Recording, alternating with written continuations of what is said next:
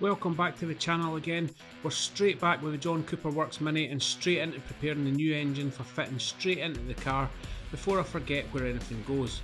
I think it's really important to do this as quick as possible while it's fresh in my memory, and there is a lot to transfer over and reconnect as we put it back together. Here I'm just removing the spark plugs that were in the engine and they all appear in good condition.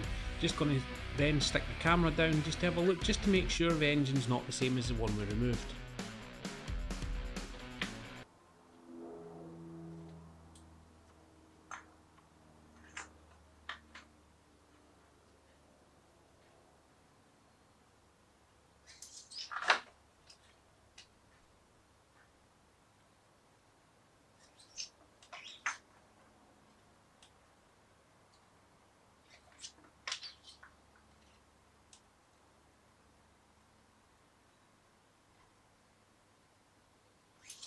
Yeah, so looking down there, it actually looks a hell of a lot better than the other engine, so quite confident that this engine's actually going to be okay. As I say, it is warranted anyway, so we'll take it and we'll put everything from the old engine onto this engine now, and then we'll get it back in the car. I then proceeded to remove the gearbox, which I still don't know if it's okay. All signs point to it being fine, but we won't truly know until we drive the car. After that, I removed the clutch assembly, which is actually in really good condition. It just needs a clean up and it'll go again. Same with the flywheel, a little surface rust but no damage, and all that will clean up nicely. I have left the engine on the crane at this point, as it makes it easier to manoeuvre about to access all the bolts throughout the strip down. I actually dropped the flywheel onto my knee and it left a massive bruise for a while, so it is important to ensure you do this carefully, as if my knee was a little bit to the side it would have landed directly on my toes and could have ended up with a broken foot. Thankfully I also didn't damage the flywheel at this point either.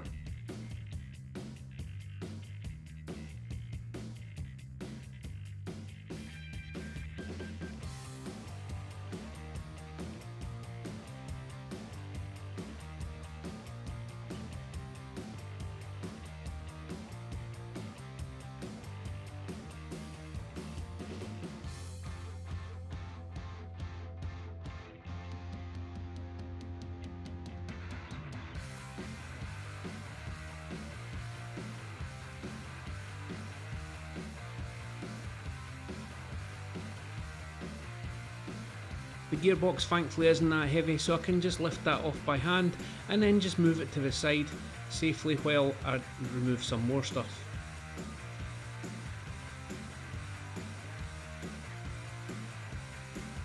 So clutch and everything all looks in decent condition as well. A little tiny bit of surface rust, but nothing it won't clean up, so that should be good to go again.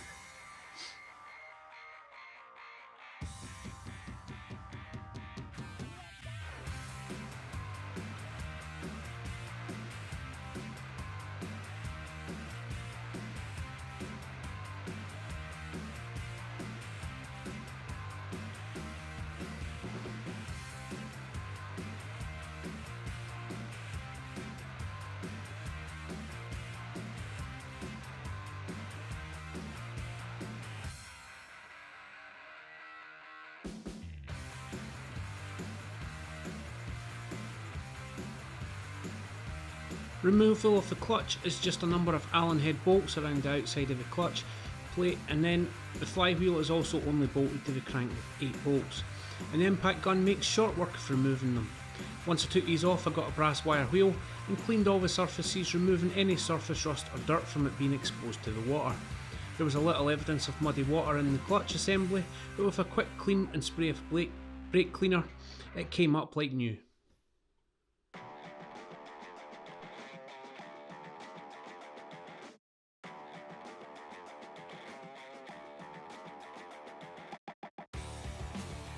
I then fit flywheel and clutch assembly to the new engine, and after a quick Google search I managed to find all the torque settings for these bolts just to ensure they're all fitted correctly, as the last thing I want this to come loose when the engine is spinning at nearly 7,000 RPM, as the damage it could potentially cause would be catastrophic to the car.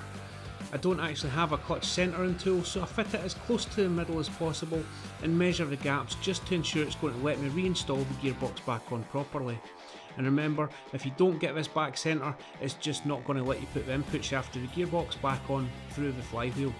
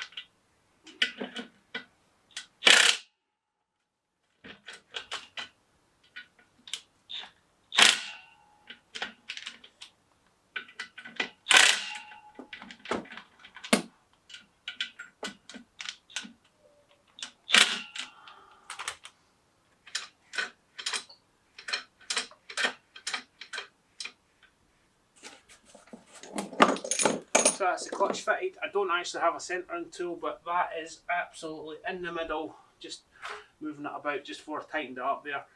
I've just checked the torque on them, and then I'm going to have a tidy up in here because this is doing my head in. I don't like a untidy garage and I'm tripping all over the place, so we're going to have a tidy up before we continue. We'll bring the other engine over and we'll transfer everything across. So the next thing now is just to start transferring everything from this engine onto this engine, and then we'll get it all rebuilt. I do have to wait on an exhaust manifold gasket coming, and there's a couple of other little rubber seals I will need, but we'll put it all back together just now. Once I've got the exhaust off, the manifold off, sorry, I will check to see the condition of the turbo, because that's the one unknown that we've still got. But so far everything's looking good. There wasn't any water in the exhaust when we took it to bits, so hopefully that's not done too much damage to the turbo, but we'll see as we go. Worst case scenario, we'll have to put a new turbo on it, but everything's looking good so far. Then starting on the exhaust side, I start to remove the manifold assembly first, as I want to see the condition of the turbo, as that's still an unknown at this point, and if it is damaged, we may end up opting for an upgraded one.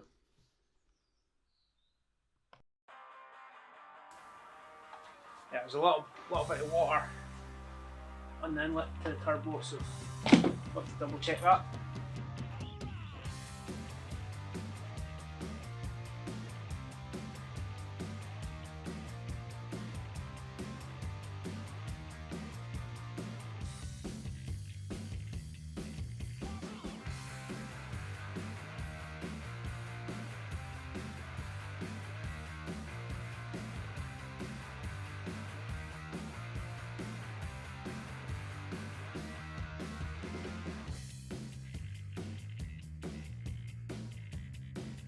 To the wiring loom, which thankfully seem to be split into two, one for each side of the engine. This actually makes it much easier than doing the whole lot in one go like on some of our cars. And then as I remove each component in sections, I then transfer it straight onto the new engine. Thankfully all the wiring loom and electrical components all appear to be okay. There's no sign of corrosion on anything and no sign of any water at any of the sensors, so it really is looking like the previous owner just hit a massive puddle way too hard and sucked the water into the intake. It is amazing though how seized solid the engine is from this, and I do look forward to stripping it down the old engine for a look just to see how badly damaged it is inside. It certainly didn't run for long when it was flooded, so it is strange that the engine got so bad so quickly, unless it's just been sitting around for a while and that's caused it to seize with rust, but we will do that in a later video.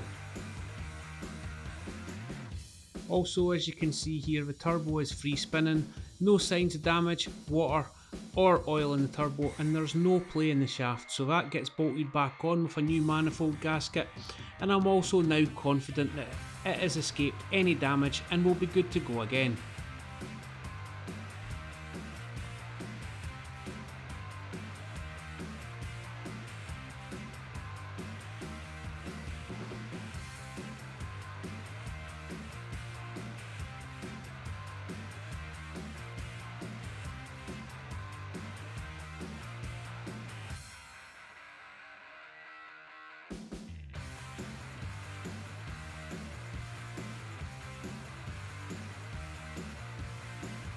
Then I move on to the intake side and remove the inlet manifold and all the wiring wrapped around it too. After inspection of the intake manifold, it appears to be clean and there is no remaining water, unlike in some of the lower pipework, and there's no need to clean or dry out. And with some new rubber seals, it all just bolts back onto the engine nicely. Remember, this engine is the same as a John Cooper Works engine, same spec, same compression ratios and power, but it is out of a 225i BMW, and so far everything is identical as promised and nothing is any different.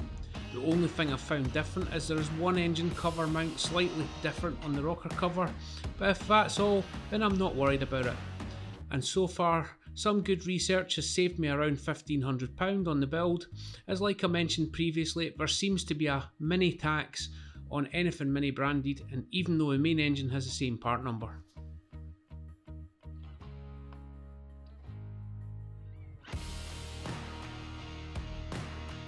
I then transfer all the intake side of the parts over, and there's a lot more sensors on this side of the engine, and again all appear to be okay. I guess we'll find out if there's a problem once it's all back together, and if there is any faults we can diagnose them using today's sponsor, and that is OBD11. OBD11 is a handy little device that just plugs into the car's diagnostic port, and with the app on your Android or Apple phone you can connect to pretty much any vehicle for basic diagnostic functions. It is also licensed by VAG Group, Toyota, BMW and Mini, so it can do so much more. Using OBD11 you can code a number of features onto your car. For example, I switched off the electric spoiler on the TT to stop it raising, turned on the alarm beeps on locking and unlocking of my Tiguan, and also switched on the Bowers & Wilkins sound menu on one of my good friends' BMW 340d. I can also put my handbrake into maintenance mode for changing discs and pads. There are over 3 million vehicles using this globally, and it's such a handy device even for using basic diagnostic functions, but as I say, it can do so much more. So if you fancy getting yourself one of these devices, which I highly recommend, there is a link in the description of this video and also a Williams Build specific discount code where you'll get yourself a handy little discount towards the device. I've had this device for a little while now and it really has been great value for money.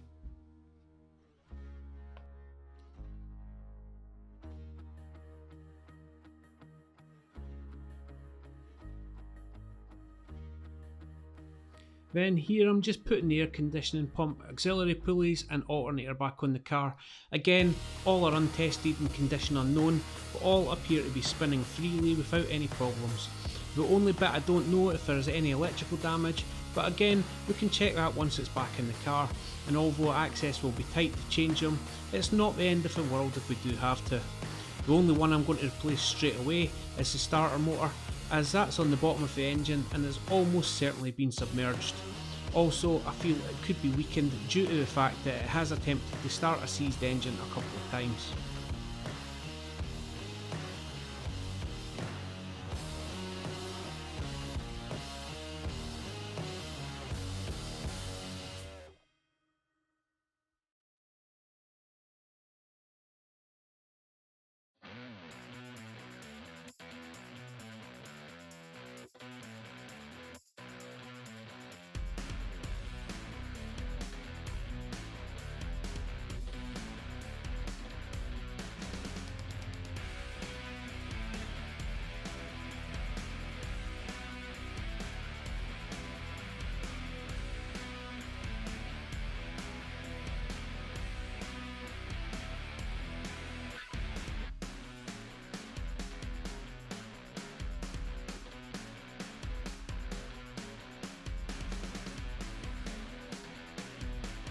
And that's pretty much everything transferred over from the old engine to the new engine.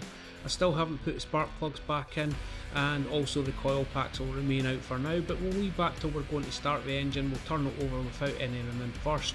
And next up, we'll be putting the gearbox back on the car, and we'll see if my clutch truly is centred.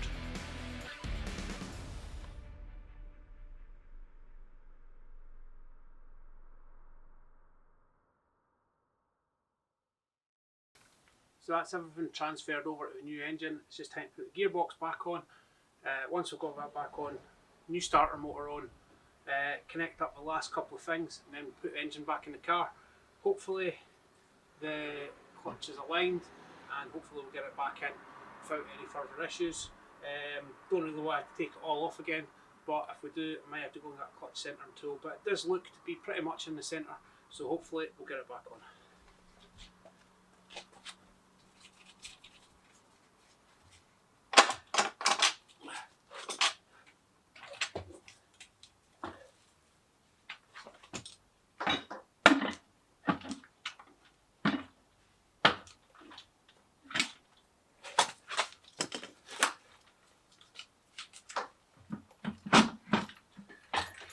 Lovely.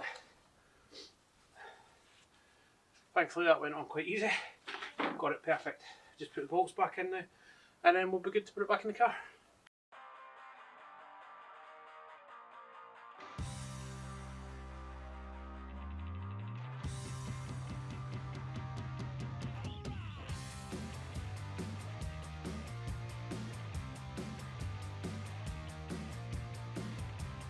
Then, with a lot of manoeuvring and adjusting, I slowly but surely get the engine back in the car on the crane and resting on the subframe, ready to bolt back in on its mounts.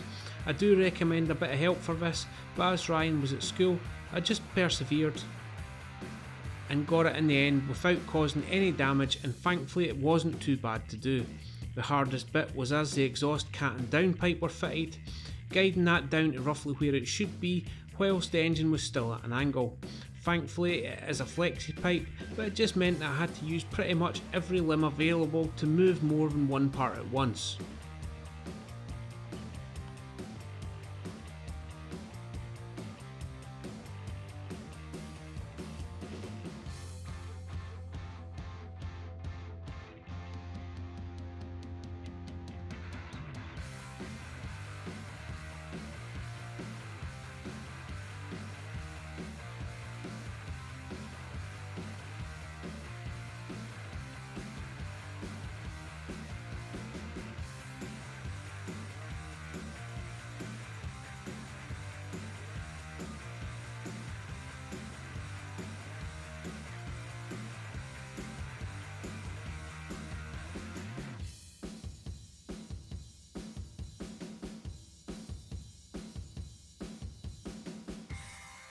And if seeing the engine going back in isn't worth a like and subscribe, I don't know what is.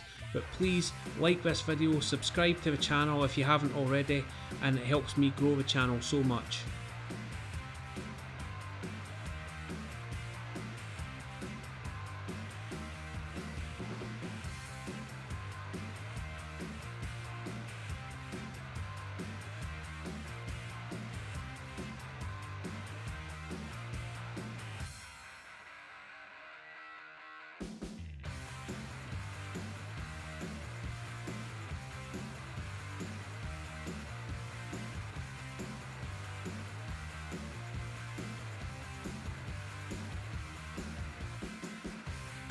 Now that the engine's back in, I can then just do up the two top subframe mounts, and that allows me to then remove the crane and get that out of the way, and then I can start doing the rest of the car and putting that back together.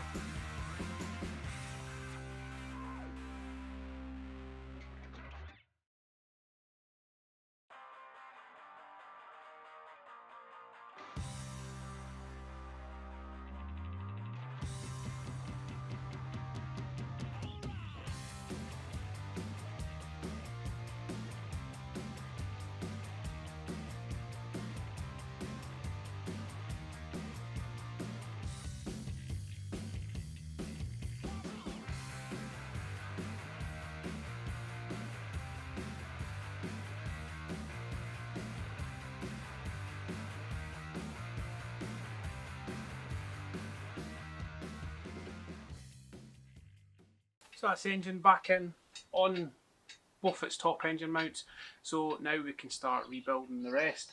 We'll start off by getting the bottom engine mounts back on. We'll just get the bottom of the car tidied back up, and then we'll start putting all the electrics back in. Hopefully we'll get it to a point today where we'll go and put some oil in it, we'll fill the gearbox oil, and then we'll go for a start hopefully. Cables, earth straps and hoses, and that allows me to then refit the battery tray and build up the plastic housing that holds the ECU. Then refitting the ECU, which also appears undamaged. Reconnecting all the plugs back into the top of it. Thankfully each plug is slightly different and the wiring had a bit of memory, so it made it relatively easy for it all to go back into place exactly where it should go, and it's then one step closer to being able to start this car for the first time and hopefully not having any problems. I do expect it to be a bit smoky on startup, as there will probably be residual oil or water in places that I haven't managed to clean, and with the engine being on its side while transported, I do expect a little oil to be in the bores, so I won't go into a panic when it is started, and we'll give it a bit to see if it clears up.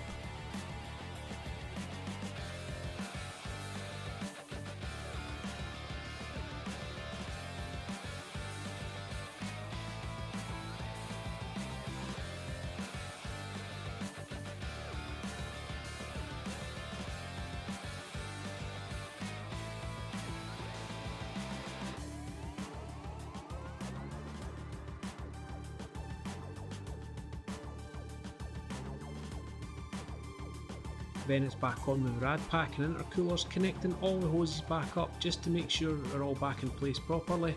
And then after that I give it all a little clean using a bit of air to blast it, and then a brush just to wipe off some of the debris, just removing a lot of the stuff that was left from when it was run through water.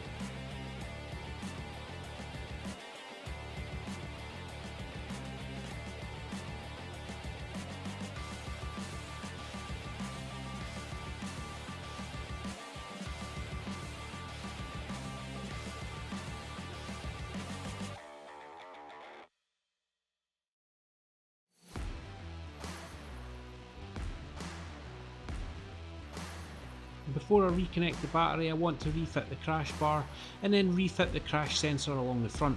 That way the car will never know it has been removed and will hopefully prevent any airbag or crash detection warning lights from coming up. And I certainly don't want it to activate any of the pyro, so it's important to ensure this is all carefully refitted and reconnected, as repairing any issues from this could then become expensive, and any mistakes now after all this hard work would be absolutely gutting.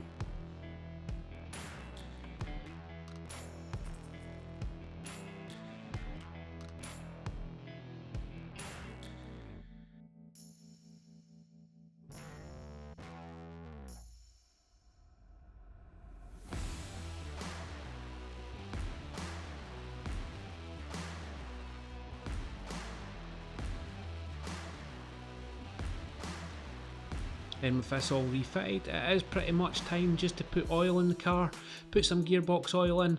I haven't put any coolant in the car yet. I'm going to leave that until after the first start. I won't run it for too long, but I don't want to go doing unnecessary steps just in case there is any problems and I've got to start draining it all down again.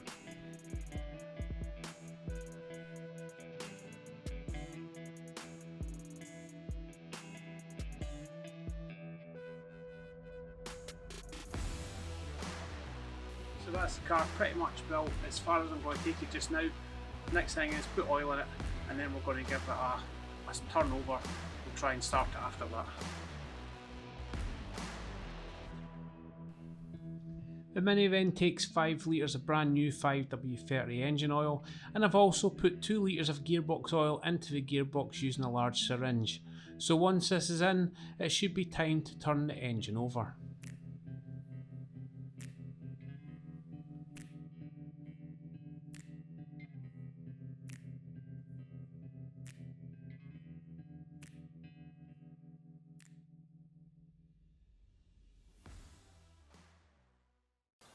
So the next thing we've got to do, now that the oils are all back in the car, is the injectors are still off and the spark plugs are still off. So the fuel pump's on. What we've got to do is we've got to turn the car over a few times just to get oil around the engine, and also make sure there's no fuel leaks under the bonnet as well while it's all still cold. That way there's less chance of any fire risk, and we'll just make sure that the engine's quite a bit healthy before we put the spark plugs back in. Hopefully it'll start after that.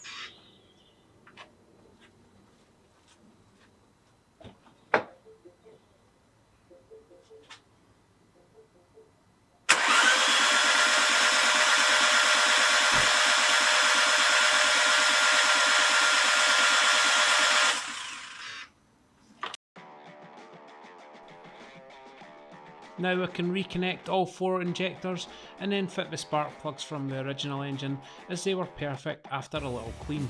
Then I can connect the 4 coil packs, and that should be everything we need to be able to attempt to start this car. It really is getting close now, and it is also quite exciting, but it's also important that we don't miss anything when we're so close to a major milestone in the revival of this money. Anything going wrong now could be an absolute disaster.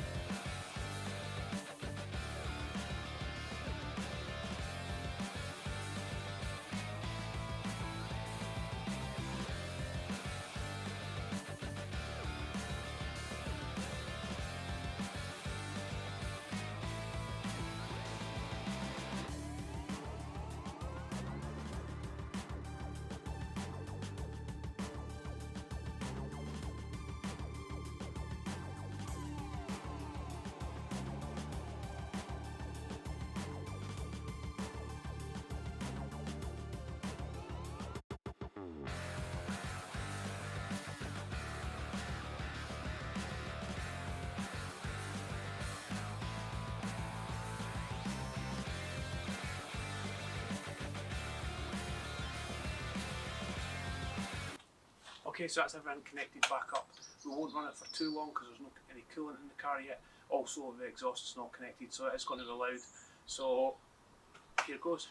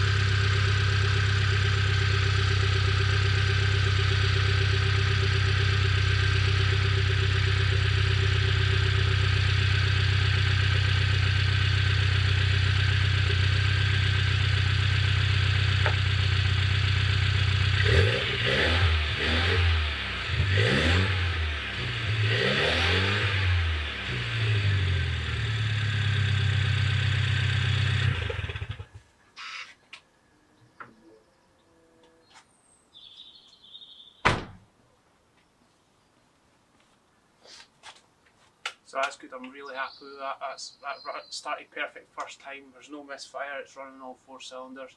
I'm going to put coolant in it now, we'll reconnect the exhaust and we'll see about taking it for a run.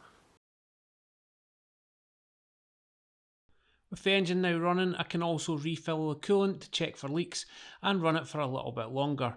I think this is just a gravity filled system that bleeds off quite easy, and it takes around 6 litres of coolant. I think that's where we'll leave this week's video. If you've made it this far, thanks so much for watching.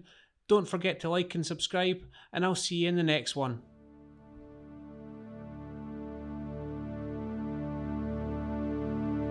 There's a fire